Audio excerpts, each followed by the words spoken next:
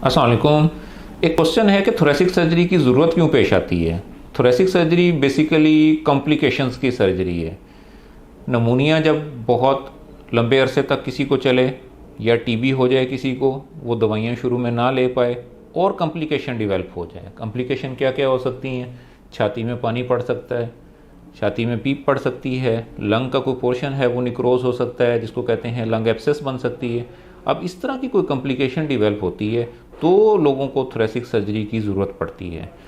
अब जो पेशेंट लंबे अरसे से इलाज ले रहे हैं, दवाइयों का इलाज कर रहे हैं और उनके इलाज में बेहतरी नहीं आ रही, उनको अपना एक अदद सीटी स्कैन चेस्ट करा के थोरेसिक सर्जन से ज़रूर कंसल्टेशन लेनी चाहिए, ताकि अगर उनकी बीमारी इस लिमिट में फॉल कर रही है कि उसको फौरी तौर पर सर्जरी करके कैमरे के ज़रिए ऑपरेट करके ठीक किया जा सकता है, तो उसको हम सर्जरी ऑफ़र करें ताकि उसकी बीमारी हमेशा के लिए ठीक हो जाए।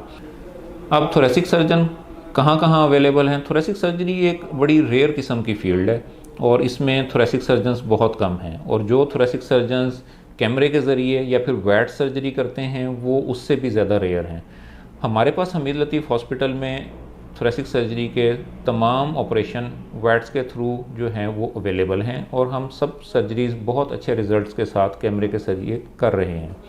हाँ, अब किसी को इंडिकेट हुआ है कि उसको थोरेसिक सर्जरी की ज़रूरत है तो वो हमारे पास हमीद लतीफ़ हॉस्पिटल में आके अपॉइंटमेंट ले सकता है, चेक करा सकता है, सारे टेस्ट करा सकता है, और उसके बाद उसको हम सर्जिकल सॉल्यूशन या फिर सर्जिकल ट्रीटमेंट ऑफ़र करेंगे और इंशाअल्लाह ताला मरीज़ बेहतर हो जाएंगे।